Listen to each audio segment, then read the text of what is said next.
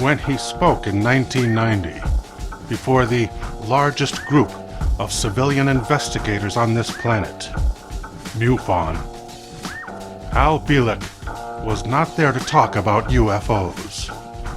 Instead, he would reveal that he is living witness to the Philadelphia experiment, and also one of its experimental subjects.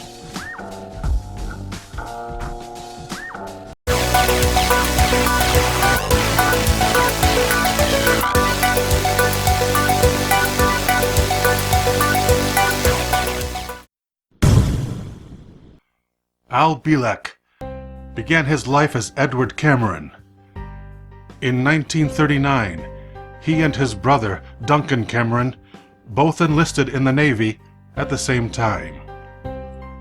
4 years later, they were both assigned to the USS Eldridge, where the U.S. Navy would conduct a secret experiment to hide a battleship from enemy radar. The Eldridge was fitted with a special generator at the Philadelphia Naval Shipyard. The generator test rendered the ship almost invisible. Witnesses reported that a green fog appeared in its place. Aboard the ship, many crew members endured a nausea causing them to collapse.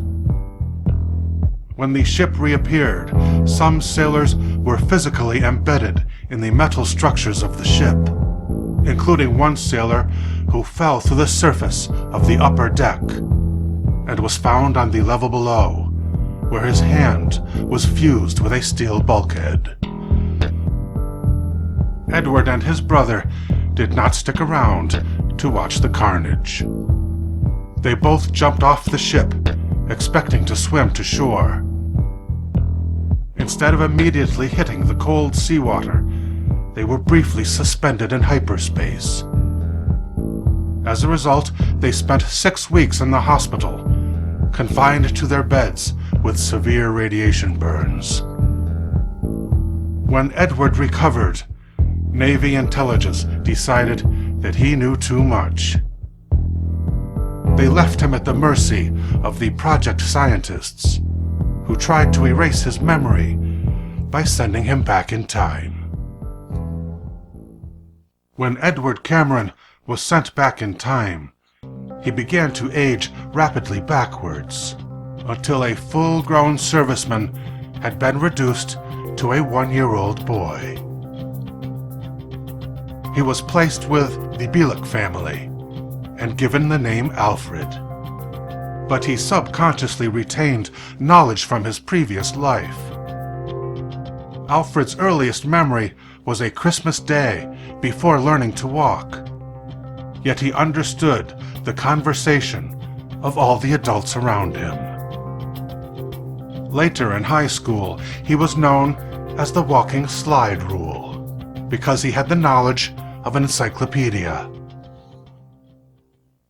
As a young man, the Navy recruited him for a second time in 1956. This time, they wanted his superior intellect to continue research in the very program responsible for wiping his memory. In his absence, the time tunnel had been perfected, so he was able to live in California and work at an underground base in Long Island, teleporting between the two on a daily basis.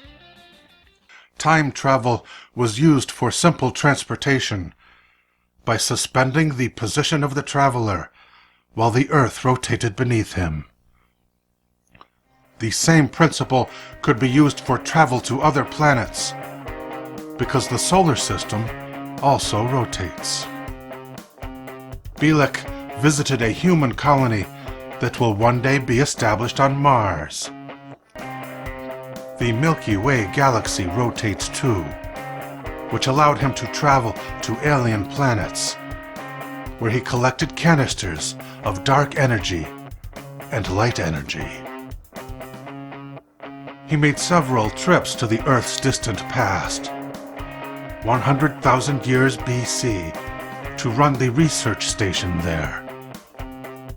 he traveled as far forward as the year 6037, where city skyscrapers were built as high as 2.5 miles, through the use of anti-gravity support every 300 floors. But after seeing a movie repeated on television in 1988 called The Philadelphia Experiment, he began to recover his own memories of the experiment itself. When he sought confirmation from his superiors in the U.S. Navy, he was dropped from the research program, a program now known as the Montauk Project.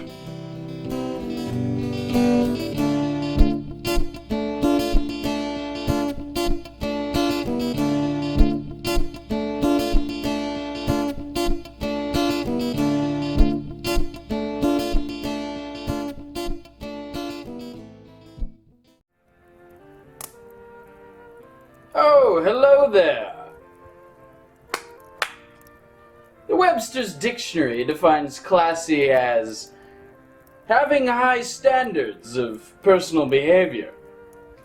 UrbanDictionary.com, however, defines classy as when you have style and swagger that is on a higher level than all those other. Needless to say, we here at Chateau Carmen endorse the latter.